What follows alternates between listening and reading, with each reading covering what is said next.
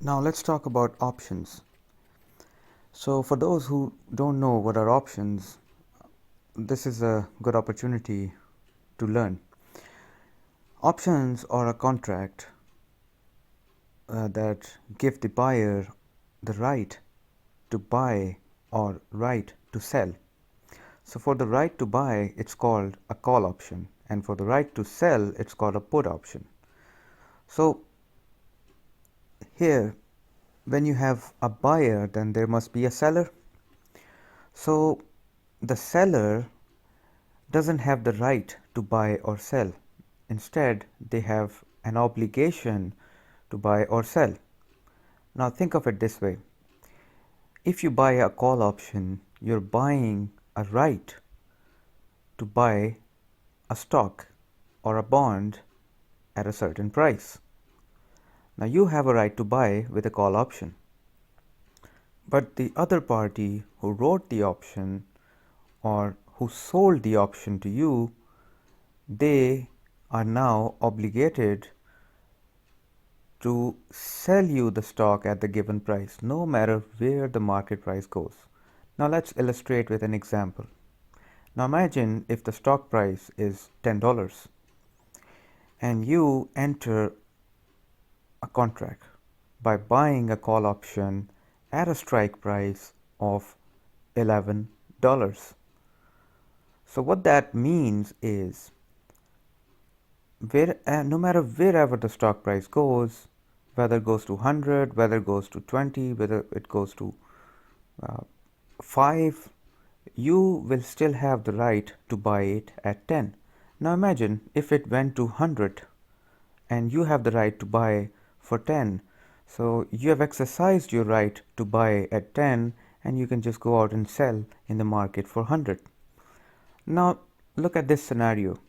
Let's say the price fell to $5, but you had a contract which gave you the right to buy at 10. So now you're not obligated. If you wish, you may exit the contract, or you may simply not exercise the contract. So when I say exit, so because these options are traded in the market, they have their own price, which is called the premium. So if you already hold an option, you can close the position, you can exit it by selling the call option that you own in the market. Just sell it and you are out of it. So I hope this makes it clear how options work. Now let's give it a try with put option. Now let's talk about put option. Put option gives you the right to sell a stock. Let's say you buy a put option on a stock which has a current price of $20. So when you buy a put option, you have it in mind that you are protecting yourself against a fall in the stock price. Now if the stock really falls down to $15, because you have a right to sell it at 20, you can exercise your right and sell it at 20 no matter where the price goes. So for the seller of the put option, if the price goes down to 15, they still have to buy it from you at 20.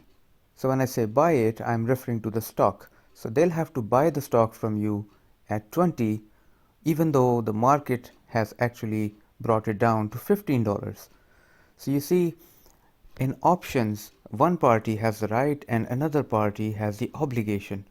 So the buyer always has a right to buy or sell, and the seller is obligated to buy or sell. Now I hope it gives you a further understanding of how the put options work and how the call options work. So let's move on to the next lesson.